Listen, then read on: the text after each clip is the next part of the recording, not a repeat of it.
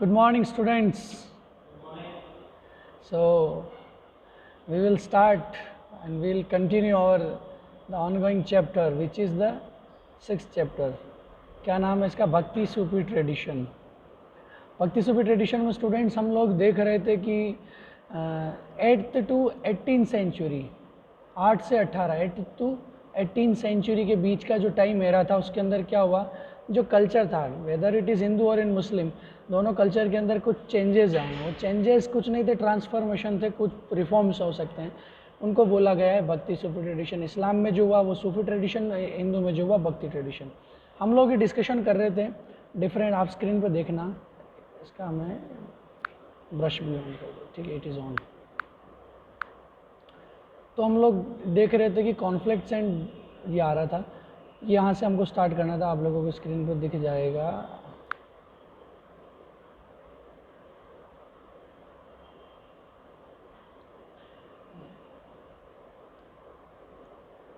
Not surprisingly, there were sometimes conflicts as well.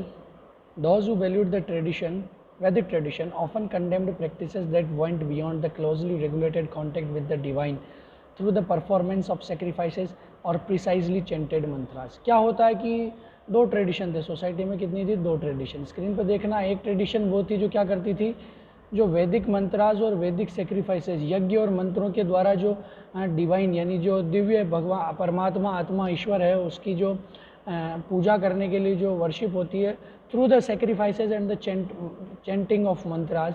उसके अलावा जितने भी सारे जो बियॉन्ड द कंडेम्ड प्रैक्टिसेस, उनके अलावा जितने भी प्रैक्टिस है बियॉन्ड दैट, यानी किसके अलावा है, जो वैदिक मंत्राज और सेक्रीफाइसेस के अलावा जितनी भी हैं, उनको क्या करते थे? कंडेम करते थे, यानी कि नहीं, दिस आर नॉट गुड. और दूसरे वो लोग थे एंड और on the other hand those engaged in tantric practices. और जो लोग तांत्रिक प्रैक्टिसेस में थे वो क्या थे? देखना है, देखो. Those who are engaged in tantric practices frequently ignore the authority of Vedas. दो अलग अलग टाइप हो गए. एक लोग जो वेद को सपोर्ट करते थे, वो लोग दूसरे जो वर्शिप के जो जितने भी सारे टाइप्स, उनको क्या करते थे? तांत्रिक हो गए, दूसरे हो गए, उनको इग्नोर कंडेम करते कि these are not good practices. हमारा जो प्रैक्टिस है वो ऑथोराइज, यानी वैदिक जो सेक्रीफाइस करना, यज्ञ करना, मंत्र उच्चारण करना, ये सब किसमें आता है? ऑथोराइज माना जाता है. जो एक तरफ वाले ग्रुप वाले लोग हैं. दूसरे ग्रुप वाले कौन है? जो तांत्रिक प्रैक्टिसेस से रिलेटेड, तो वो क्या करते थे कि जो वैदिक है उनकी अथॉरिटी को नहीं मानते थे, इग्नोर द अथॉरिटी ऑफ वेदा. तो दोनों के बीच में वाइस वर्सा सिस्टम कॉन्फ्लिक्ट्स हमको पढ़ने हैं. डिफरेंसेस एंड कॉन्फ्लिक्ट्स हमको पढ़ने हैं. तो हमने डिफरेंसेस पहले देख लिए थे कल. आज हम देख रहे हैं कॉन्फ्लिक्ट्स. पहला कॉन्फ्लिक्ट का मतलब होता है द्वंद्व. हिंदी में बोला जाता है द्वंद्व, या तो या. कुछ लोग इसको फॉलो करेंगे, कुछ लोग इसको फॉलो करेंगे. द्वंद्व यानी दोनों के बीच में अलग होगा, विपरीत. तो पहला होगा वाइस वर्सा, जिसको इंग्लिश में बोला जाता है. तो एक होंगे जो लोग वैदिक ट्रेडिशन को फॉलो करते हैं, दूसरी जो प्रैक्टिसेस है उनको इग्नोर करते थे, कंडेम करते थे. और दूसरे लोग जो हैं वो तांत्रिक ट्रेडिशन को फॉलो करने वाले लोग जो वैदिकों की अथॉरिटी को नहीं मानते थे. दो टाइप के हो गए. Also devotees often tended to project their chosen deity either Vishnu or Shiva as supreme. कुछ लोग अपने में से शिव और विष्णु को सुप्रीम मानते हैं, हकीकत यही है. Relation with other traditions such as Buddhism और Jainism were also often fraught with tension if not often cop. उनके साथ भी रिलेशन कुछ ठीक ठाक थे, कभी कभी उनके बीच में लड़ाई होती थी. बुद्धिज्म और जैनिज्म के साथ हमेशा उनका वॉर चलता था, because they were atheist type of society. Atheist बोला जा सकता है. बुद्धिस्ट और जैनिज्म में जो फिलोसॉफी है वो नास्तिक लोगों की फिलोसॉफी है. So and here they are belong in the Vishnu and Shiva both are the non atheist group या गॉड बिलीविंग जो ग्रुप है. तो दोनों के बीच में कॉन्फ्लिक्ट्स हैं. तो एक कॉन्फ्लिक्ट क्या हो गया? वेदों को मानने वाले, दूसरे नहीं मानने. पहला क्या हो गया? बुद्धिज्म और जैनिज्म को सपोर्ट करने वाले, नहीं करने वाले. सपोर्ट करने वाले वो लोग होंगे जो खुद नास्तिक होंगे, और जो नहीं है वो लोग नास्तिक नहीं हैं. द ट्रेडिशन ऑफ डिवोशन और bhakti need to be located within this context. Devotional worship had a long history. इसके अंदर देख सकते हैं हम लोग. During this time expression of devotion ranged from the routine worship of deities. रोज़ जो भगवान की जो मूर्ति होती है, मंदिर में विग्रह होते हैं, डिटीज़ होती है, उनकी वर्शिप करना. With temple to ecstatic adoration where devotees attend a trance like state. एक स्टेट होता है ट्रेंस लाइक स्टेट, यानी ट्रेंस लाइक के अंदर भाव में आते हैं लोग. डेवोशन के अंदर जब वर्शिप होता है डिवोटी का, सॉरी डिटीज़ का, जो भगवान के विग्रह हैं, मूर्ति हैं, उनका जब वर्शिप होता है तो वो लोग ट्रेंस लाइक स्टेट यानी बहुत भाव के अंदर होते हैं। The singing and chanting of devotional composition, कुछ भक्ति भाव के भजन गाना, सिंगिंग एंड चेंटिंग, उनके मंत्रों का उच्चारण करना, was often a part of such modes of worship. This was particularly true the Vaishnava and Shaiva sects. Question आता है कि वैष्णव कौन थे? जो विष्णु को सुप्रीम मानते थे और the follower of Vishnu are known as Vaishnava. याद रखना, who were the Vaishnava? Follower of, screen पर आप दे सकते हैं, फॉलोवर ऑफ विष्णु कौन थे? Vaishnav. And the follower of Shiva are, follower of Shiva कौन थे? शैव। याद रखना, इसको अगर हिंदी में पढ़ा जाए तो हम लिखते हैं वैष्णव। आप लोगों को मैं लिख देता हूँ अगर आपने हिंदी पढ़ी है तो। यू वैष्णव और शैव दोनों में डबल मात्रा आती है, वैष्णव और शैव। वैष्णव विष्णु को मानने वाले और शैव हो गए शिव को सुप्रीम मानने वाले। बस। Poems prayer of prayer, poems of prayer यानी प्रेयर के अंदर भी कविताएं लिखी जाती थी, प्रार्थनाओं में कविताएं होती, poems of prayer. Early tradition of भक्ति, भक्ति के भी कुछ अलग अलग, यानी जब भक्ति जो ट्रेडिशन था वो अलग अलग टाइम पर, तो उसके अर्ली ट्रेडिशंस कौन थे भक्ति के? In the course of evolution of these forms of worship, in many instances, poets sensed emerged as leaders around whom they were developed a community of devotees. Society के अंदर कुछ ऐसे लोग उभर के आए हैं जो लोग पोइट सेंट थे। पोइट यानी जो अपना कविताओं, अपनी लिखने यानी क्या बोल सकते हैं हम इसको, कि अपनी जो कविताएं होगी, अपनी प्रार्थनाओं को लिखते थे कविता के रूप में, लाइक ए पोयम, जिसको हम भजन बोल सकते हैं। अपने पद जैसे मीराबाई के पद हैं, कबीर के दोहे, तुलसीदास की चौपैयाँ हैं, ये सब क्या है? पोइट्स हैं, जिन्होंने अपने गाने बजाने कविताओं के माध्यम से अपनी प्रार्थनाओं, अपनी जो प्रेयर्स हैं उनको प्रैक्टिस किया है। Further, while Brahmanas remained important intermediators between God and the devotees in several forms of bhakti, these traditions also accommodated and acknowledged women and the lower caste categories considered ineligible for liberation within the orthodox Brahmanical framework. क्या होता है कि जो ये group निकला, poet Saint का group निकला, ये जो भक्ति के जो सेंट्स निकले, इमर्ज हुए सोसाइटी में, उन लोगों ने किसको एंट्री दिया है? वुमन को और लोअर कास्ट लोग हैं।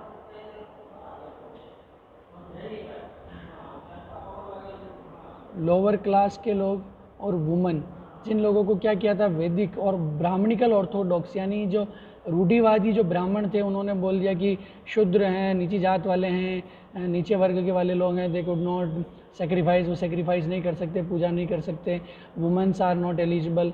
तो इस सारे जो बाउंडेशन थी, उनके ऊपर प्रोविशन लगे हुए थे, उनको हटा के उन्होंने सबको एंट्री दी है। इसलिए क्या हुआ? महिलाएं जो भी थी, वुमेन सेंट्स भी बन के आई है हमारी सोसाइटी में। याद रखना, क्रिश्चियनिटी के अंदर वुमेन सेंट्स को बोला जाता है नन्स, और इंडिया में हमारे भी वुमेन सेंट्स बन के आई है। नाम हम पढ़ते हैं, जानते हैं, मीराबाई है, खूब सारी जो औरतें हैं उनका नाम आता है इस बारे में। Lower caste categories considered ineligible, what also characterized tradition of Bhakti was a remarkable diversity. At a different level, historians of religion often classify Bhakti tradition in two broad categories, सगुण एंड निर्गुण। याद रखने वाला topic है। क्या होता है? जो भक्ति वाला जो रिलीजन है, रिलीजन के ऊपर जो हिस्टोरियंस हैं, जो धर्म की इतिहास को जानने वाले लोग हैं, द हिस्टोरियंस ऑफ रिलीजन, अलग अलग टाइप के हिस्टोरियंस होते हैं, जो पॉलिटिकली हिस्टोरियंस होते हैं, इकोनॉमिकली हिस्टोरियंस होते हैं, एक रिलीजियसली भी हिस्टोरियंस होते हैं, रिलीजन के ऊपर जो उनका हिस्ट्री लिखते हैं। वो कहते हैं कि जो भक्ति ट्रेडिशन था उसके अंदर दो टाइप के ग्रुप थे। फर्स्ट वॉज द निर्गुण एंड सेकेंड इज द सगुण। सगुण एंड निर्गुण।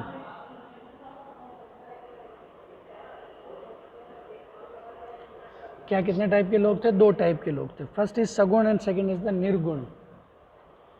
तो सगुण के लोग कौन होते हैं? विथ एट्रीब्यूट्स, एंड निर्गुण विदाउट एट्रीब्यूट्स। याद रखना, ये एट्रीब्यूट्स अलग हैं, ये कॉन्सेप्ट थोड़ा कॉम्प्लिकेटेड और डिबेटेबल वाला टॉपिक है, लेकिन इसको हमको इतना ही समझना है। सगुण का मतलब जो भगवान के स्वरूप में विश्वास रखते हैं, जो those are believe in the personal God, यानी जो भगवान इंडिविजुअल हैं, भगवान दिखते हैं कि हाँ भगवान ऐसे हैं, भगवान के 2 हाथ 2 पैर 2 आँख है, ये सब भगवान जिसके फॉर्म में जो पूजा करते हैं वो हैं सगुण लोग। और जो निर्गुण यानी जो भगवान की किसी भी फॉर्म की बोलते हैं, निराकार है, भगवान का कोई आकार नहीं, भगवान का कोई गुण नहीं, उनको बोला जाता है निर्गुण। तो देयर आर 2 टाइप ऑफ सगुण एंड निर्गुण। याद रखना 2 टाइप। सगुण वो लोग थे जो एट्रीब्यूट्स यानी भगवान की पूजा करते थे विथ फॉर्म्स, भगवान पर्सनल है, उनकी एक फॉर्म है, उनका एक अबोर्ड है, वहाँ रहते हैं। निर्गुण वाले लोग they do not believe in any form of God, impersonal God में बिलीव करते थे। ही हैज़ नो एट्रीब्यूट्स, कोई भी उनके पास एट्रीब्यूट्स नहीं, उनके पास कोई भी फॉर्म नहीं है, निराकार है, इसको हम बोला जा सकता है।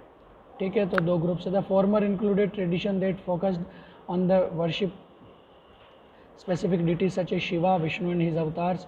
जो सगुण वाले लोग हैं वो किस में बिलीव करते हैं? शिव के अंदर, शिव हैं, विष्णु हैं, उनके जितने भी अवतार्स हैं, विष्णु के 24 अवतार हैं, इन सब के अंदर वो बिलीव करते हैं। सगुण वाले लोग जो बिलीव करते हैं कि भगवान के क्या हैं, हाथ पैर हैं, ही हैज़ ए फॉर्म। और निर्गुण वाले बिलीव करते हैं he has no form. And Devi his avatars, Vishnu and his avatars, Devi को भी सगुण मानते क्योंकि माता जी के, हम देखते हैं माता जी का एक स्वरूप है, एक फॉर्म है, शिव जी का एक स्वरूप है, विष्णु भगवान का एक स्वरूप है। निर्गुण वाले लोग क्या करते हैं? All often कॉन्सेप्टुलाइज्ड in anthropomorphic forms. Nirguna bhakti on the other hand was worship of an abstract form of God. Abstract form of God का मतलब उसका कोई फॉर्म नहीं है, बिल्कुल एक निराकार है, यानी एक लाइट चल रही है, एक लाइट है, या कोई हवा में एक ऐसा कोई ईश्वर है जो बातें करता है, सब कुछ करता है, तो ऐसे ईश्वर की है।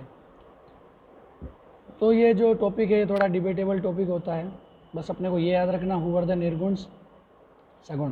भक्ति ट्रेडिशन में 2 टाइप के थे, एक नाम आता है अलवार्स और नयनार्स। याद रखने वाला टॉपिक है who were the Alvars and Nayanars. तो आप लोगों को मालूम होगा, आपने 10th में पढ़ा होगा, 9th में भी पढ़ सकते हैं, 11th में तो आया नहीं था, वर्ल्ड हिस्ट्री था।